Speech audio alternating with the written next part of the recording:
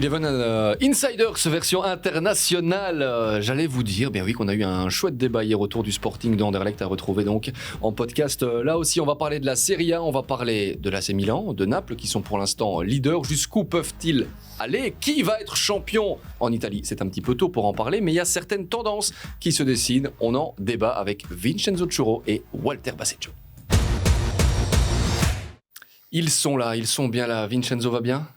Toujours très bien. Et on peut parler de Serie A. Mais oui, Jérémy O. Il faut le O pour parler de la Serie A. Walter Basseggio, Vincenzo Churro, Jérémy... Di Bezo peut-être. Walter, ça va? Ça va très très bien. On va parler évidemment de ce choc hier, le derby de la Madonnina entre l'AC Milan et l'Inter. On en parle dans quelques instants, mais avant cela, vous le savez, les Belges, on s'y intéresse aussi, puisqu'on parle de football à l'étranger. Quels sont les Belges qui vous ont marqué ce week-end? Vince? Mais je voulais souligner la prestation d'Adnan Januzaj avec la Real Sociedad. D'une part parce que c'est ce club-là qui est en tête de la Liga, même si le Real compte un match de moins. Voilà, bravo quand même aux Basques. Et puis Januzaj décisif dans la victoire du week-end. Il a provoqué un penalty qu'il a transformé lui-même. C'est son premier but en Liga. C'est un titulaire indiscutable. C'est un gaucher dans le secteur offensif. On n'en a pas tant que ça. Et il est pas repris par Roberto Martinez. Dommage. Walter. Moi, de mon côté, c'est différent. C'est surtout Tielemans. Surtout que j'espère qu'il va très bien, parce qu'il a une petite blessure en fin de rencontre. Contre Leeds. Voilà. Et j'espère que pour lui, tout va super bien et qu'on pourra peut-être difficilement le retrouver en équipe nationale, mais qu'il revient le plus vite possible. C'est donc une pensée émue que vous avez aujourd'hui pour Youri Tielemans. Ça ne devrait quand même pas trop poser de problème pour la Belgique, qui va jouer contre l'Estonie, qui va jouer contre le Pays de Galles. A priori, on a assez de ressources. Voilà. Et on a Dante Van Zer aussi. Maintenant, il y a beaucoup de ressources même. Mais on n'a pas Lukaku qui a certainement regardé ce derby hier entre l'AC Milan et l'Inter. Petit résumé de ce qui s'est passé avant d'entrer dans le débat. Tataruzanu sait peut-être très bien aussi comment Çalhanoğlu botte ses pénaltys. Eh bien non, c'est au fond Hakan Çalhanoğlu qui ouvre le score après 10 minutes sur pénalty. L'Inter passe devant à l'extérieur aujourd'hui. On vient de franchir le quart d'heure. Tonali derrière le ballon pour cette balle dans le paquet avec la reprise et le but, l'égalisation. Tomori. Coup franc magnifiquement botté par Sandro Tonali et Fikayo Tomori dans le paquet qui surgit au-dessus de la masse. Un partout et possibilité pour l'Inter de nouveau de passer devant. Walter avec Lautaro Martinez face à Tataruzanu. C'est arrêté cette fois-ci. Belle détente de la part du gardien roumain. 1 minute 30 encore dans le temps réglementaire. Bastoni qui est rentré dans le rectangle. Le crochet, le service en retrait, ça va être but de Sano. C'est repoussé sur la ligne cette tentative de Barella. Mais quel travail d'Alessandro Bastoni. C'est pas fini avec la frappe de Salamakers. Le poteau caissier, c'est à côté. Cette action absolument anodine parce qu'il est parti tout seul. Salamakers, c'est en voie. C'est fini, c'est terminé, un partout.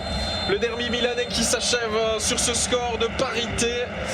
Dommage là pour Franck Kessié. Alexis Salemaker avait trouvé un chouette moyen de faire un assist là, via le poteau. Le raté donc de Kessié. Il faut en penser quoi de ce match? Il y avait quand même, on va dire, pas mal d'intensité. Moi, c'est le mot qui me vient là comme ça en ayant vu ce match. Surtout la deuxième mi-temps. Top match, grosse affiche. Stade plein, mythique, et ambiance. Des joueurs qui en veulent. Voilà, on parle de l'intensité, mais la Serie A, voilà, pour les suiveurs, il faut bien le dire, elle s'est renouvelée depuis plusieurs saisons.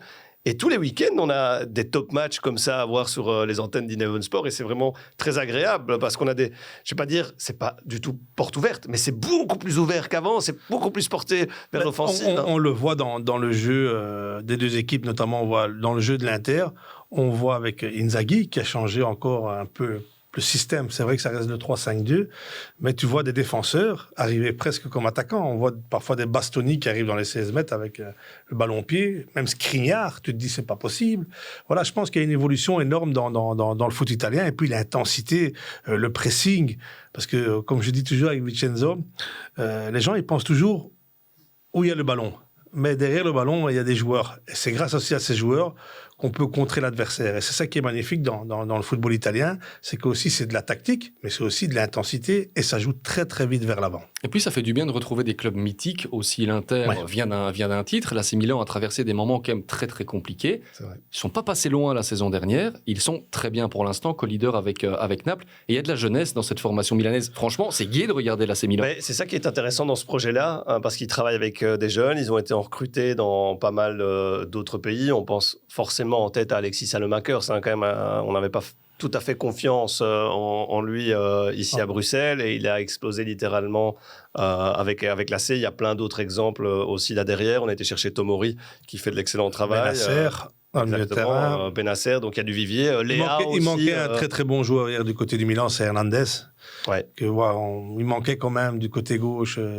Avec Ballo-Touré, il y avait un petit peu de problèmes, notamment sur le deuxième penalty, et puis il est descendu même à la mi-temps. Je pense qu'il y a énormément de talent du côté du Milan. Il y a même le fils de Maldini qui est sur le banc. Ils ont perdu aussi un grand gardien, qui est Donnarumma, qui avait que 21 ans aussi. Et il y a Maldini en coulisses aussi. On parlait hier dans ce podcast avec le Sporting d'Anderlecht d'avoir besoin de s'identifier aussi à des champions dans la structure d'un club. Quand vous avez un Maldini notamment qui va chercher Salemakers, il en a déjà parlé. Ça en impose. Oui, et il a fallu du temps pour qu'on l'intègre dans la structure. Hein. On en parlait depuis des années. C'était avec Boban. Hein. Ils étaient arrivés avec Boban, des anciens joueurs. Hein. Ces deux-là, deux figures emblématiques. Encore plus Maldini pour l'histoire familiale aussi et l'histoire liée au football italien.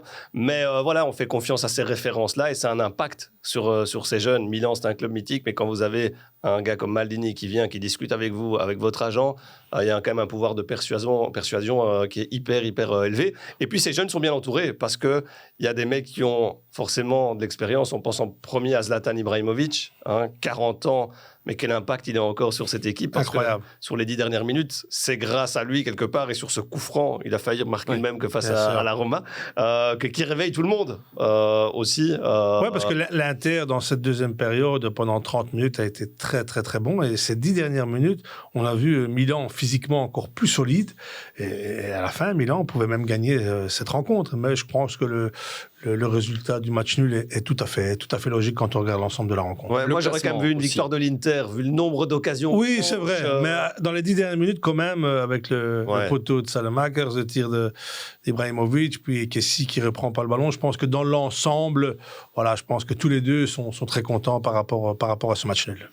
Même si on dit qu'un derby, ça se gagne, avant tout, il ne faut aussi pas le perdre. Et là, il n'y en a aucune des deux équipes qui ne l'a perdu. Le classement, c'est Naples qui rate la belle occasion, là, un partage contre Vérone, si mes souvenirs sont bons. Ouais. Et ça fait toujours ce statu quo au niveau du classement. 32 pour Naples, 32 pour Milan, 27 pour l'Inter. L'Atalanta est à 25, la Juve à plus 14. À moins 14. C'est... À moins 14. Et d'ailleurs, je reçois systématiquement chaque week-end un petit message de Walter Basseggio qui dit « fait froid, Turin, moins 14, moins 16. » C'est un amusement, surtout.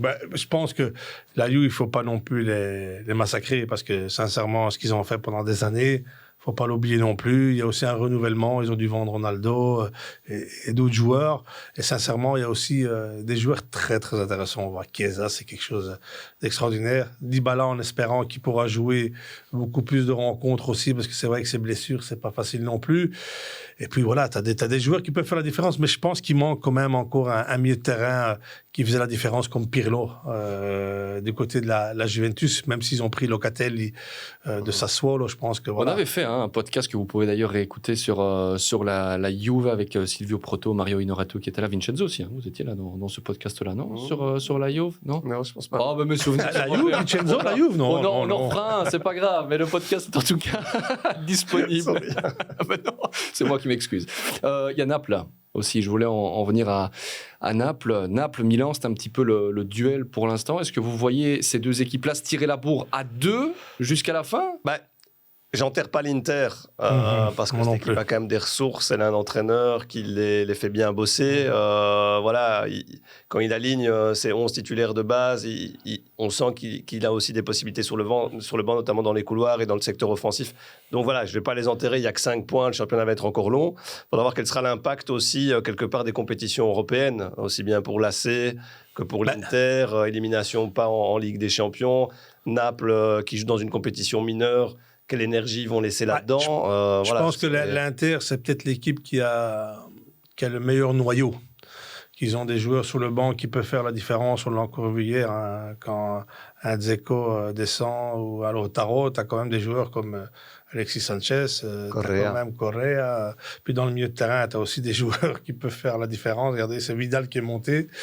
Voilà, et même défensivement, c'est la même chose du côté de l'Inter. Peut-être c'est l'équipe la plus complète, mais voilà, je pense que ça serait bien de voir et de continuer, de voir Milan et de voir Naples haut. Mais on sait qu'à un moment ou l'autre, ils devront retourner aussi les pieds sur terre. Et notamment dans 2 semaines, c'est Inter-Naples. Je pense que ce serait un match important pour l'Inter, surtout. Ah, vous allez Naples vibrer, Walter. Voilà, je pense que on va vibrer, mais on vibre tous les matchs. Je pense que surtout, c'est de voir des belles rencontres et que le meilleur gagne. Ça, c'est la meilleure chose. Mais sincèrement, le noyau qui me plaît le plus, c'est vrai que c'est quand même l'Inter. J'adore comment l'Inter évolue avec Inzaghi, parce que c'est jamais facile de venir dans une équipe qui a gagné le championnat, et puis tu perds quand même un joueur comme Lukaku, qui était le meilleur joueur de l'Inter la saison passée. Voilà, je pense qu'il a très bien fait ça du côté de Simone Inzaghi. Naples, vous y croyez pour cette saison-ci? Mais Naples n'a pas transféré énormément de joueurs. Il a transféré en prêt gratuit Anguissa. Je pense qu'ils ont trouvé un équilibre. Puis tu as un entraîneur, Spalletti, qui connaît quand même très très bien le football, qui a changé de position 2-3 joueurs, notamment à Fabian Ruiz, qui joue plus vraiment en soutien à l'attaquant, ou un petit peu plus haut, il joue vraiment en numéro 6, et qui le vend bien. Le match face à Vérone hier, c'était un match difficile, hein, et Vérone est une équipe très difficile aussi à manœuvrer. Aussi, hein. Mais la difficulté dans ce championnat-là, c'est qu'il y a tellement de bonnes équipes qui peuvent faire perdre des points à ces cadors. Hein. Quelque part, on l'a vu avec Vérone, on l'a vu avec Sassuolo, on le voit avec l'Atalanta. On l'a encore vu hier avec Venezia Rome. Hein. Voilà, Venezia qu'on pensait, 1-2, on se dit, ils ont fait le plus difficile, ils passent devant, finalement, ils perdent aussi. Donc voilà, c'est un championnat hyper exigeant. Mais je rejoins Walter par rapport à Naples. Je leur souhaite, parce que ce serait magnifique pour ce peuple-là, qui attend ce titre, qui a bataillé quand même pendant plusieurs saisons avec la Juve, et chaque fois ils ont raté le dernier step, ils n'ont pas réussi. Dernier titre de Naples? Moi je sais pas. 90, 89-90. Ouais, 1990. Attends de supporter, je peux quand même le savoir un petit peu. Plus de 30 ans. Mais donc ce serait une fête magnifique. Maintenant j'ai peur que s'ils perdent un cadre, que ce soit derrière, tu perds un Koulibaly, ou tu perds dans le milieu de terrain. On l'a vu hier, Koulibaly n'a pas joué hier, il a été suspendu. Tu perds un Osimhen devant. Est-ce qu'il y a la ressource nécessaire pour aller chercher un titre? Alors qu'à la Juve, c'est ce qui a quand même fait leur force pendant de nombreuses années. On en revient au noyau. Voilà, c'est qu'il y avait une équipe type qui était hyper forte, et que derrière, tu avais des joueurs qualitatifs. Ouais, mais c'est surtout, on parle aussi de la Juve. Hein. Je pense que la Juve, quand ils faisaient des transferts, maintenant c'est peut-être différent, parce qu'il y a des joueurs qui doivent s'adapter. Mais avant, quand ils faisaient un transfert, c'était directement des joueurs qui étaient présents après la première journée de championnat, et c'était ça la différence. Mais voilà, Naples a un entraîneur qui peut faire revenir déjà Naples en Ligue des Champions. Ça, c'est très important. Naples, l'Inter, l'AC, les 3 seuls candidats au titre, il n'y a personne qui va revenir derrière? Je pense que j'enterrerai pas la Juve aujourd'hui. Moi non plus. Même si le gap au niveau des points est quand même... Il fait froid. Le problème, la Juve doit attendre quand même que ces 3 équipes perdent. Et ça, c'est peut-être le plus difficile. Mais arriver, perdre, ça va arriver. Mais la Juve, dès qu'ils vont prendre un rythme, je pense qu'ils vont être dangereux aussi. Rappelle-toi, il y a quelques saisons, ils avaient aussi un fameux déficit, et ils étaient repassés devant Naples à un moment donné. Et puis une fois que le train est passé, tu les arrêtes plus. Et là, on se basait sur une équipe. Ici, tu vas te baser sur Naples, sur Milan et sur l'Inter. Et voilà, il faut que tous les 3 perdent des matchs, et c'est peut-être plus difficile. Mais comme je dis, la Juventus a aussi un entraîneur qui doit revenir avec d'autres joueurs différemment par rapport à il y a 3-4 ans en arrière, quand il était l'entraîneur de la Juve. Voilà, je pense qu'ils ont des très très bons joueurs, des jeunes joueurs. C'est des Italiens aussi, hein, pas oublier, Locatelli, Chiesa. Dès que ça va revenir à 100%, je pense que ça va être une très très belle équipe. Après, ce serait bien d'avoir un Belge champion d'Italie, comme l'année passée avec Lukaku, soit Salemakers, qui a quand même fait son trou percé. Ou Mertens. Ou alors Mertens, qui revient bien. Et ça me fait plaisir de le voir quand même si il n'a pas regagné ses galons de titulaire, et Et Spalletti, on fait plutôt un joker pour le moment, mais chaque fois qu'il a la possibilité de jouer dès le départ ou de rentrer, il monte. Il a marqué son premier but de la saison en Europa League à Legia Varsovie, où Naples a gagné 1-4. Voilà, ça fait toujours plaisir. Et je pense que Mertens, c'est quand même une figure énorme. Légende du club, c'est incroyable. Et il va être papa. Comment les gens. Et en plus, je pense qu'il va l'appeler comme un Napolitain, Ciro, comme on lui donne comme surnom du côté de Naples. Le mercato peut avoir une importance peut-être plus accrue encore cette année. On parlait de la profondeur des noyaux. À Naples, va falloir être attentif, Walter, à aller recruter peut-être l'un ou l'autre joueur. C'est peut-être le noyau le moins bon, le moins peut-être étoffé.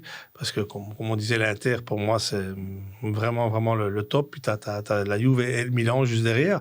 Naples, peut-être il manque un ou deux, figures dans le club. Mais ça, c'est aussi la physionomie du président, la philosophie un peu particulière de peut-être moins dépenser.